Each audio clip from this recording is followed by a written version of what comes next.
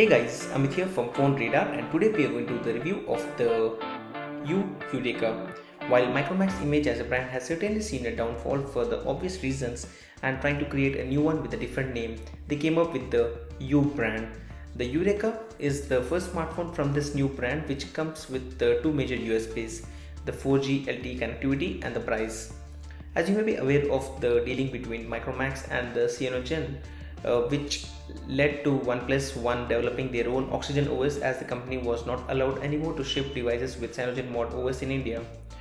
Let's move on with the review of the Micromax or the Eureka.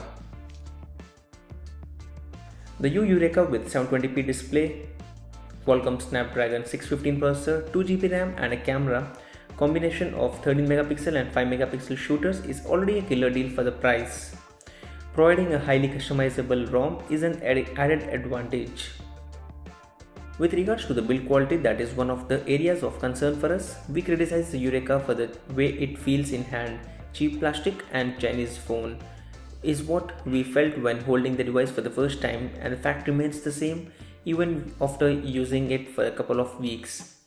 Oddly placed buttons, the back cover pushing itself out on the sides and the speaker placements all add up to make this device stand far from the best designed budget devices. The volume rocker buttons is oddly placed, with that being unintentionally pressed whenever we had to stabilize the device to press the power button. The button should have been lowered or kept on the right side below the power button.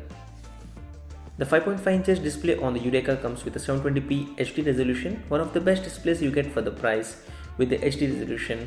But at the same time, green and blue dominates over the other colors, and that makes the picture a bit unnatural.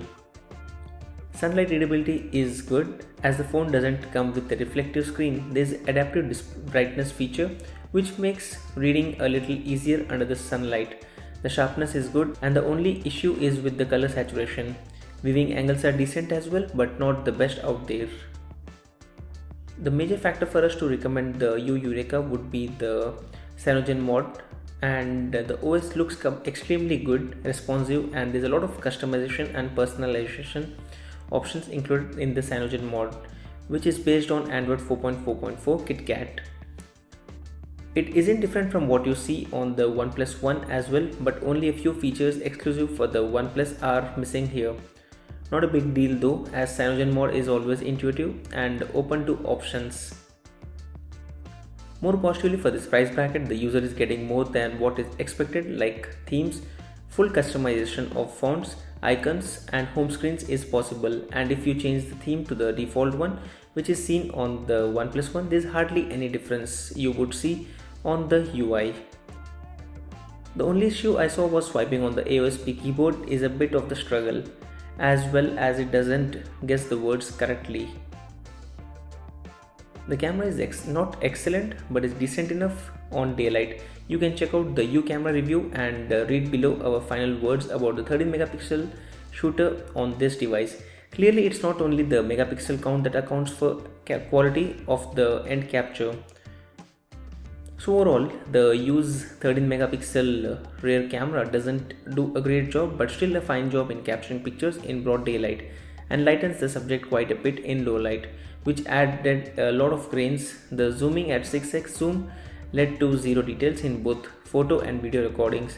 There is no use of such zooming capability when the end quality is worst. Performance wise, the Eureka seems to take upload of quite an extent. May that be the multitasking or heavy games. It will keep my thoughts limited to performance and not hardware. The device performs perfectly in all the ways. There are no lags noticed even after taking photos, editing them a little and sharing them on social networks, and switching back to some of the other apps. In short, the combination of Snapdragon 615 and the Cyanogen Mod 11 can take up the load neatly.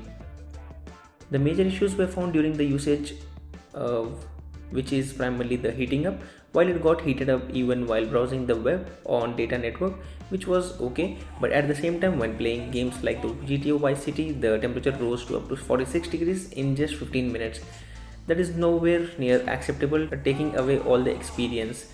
If the heating on the back wasn't enough, the screen area on the top as well got heated a lot. That is what is going to touch the skin while you are talking on the phone, and you would hate that feeling.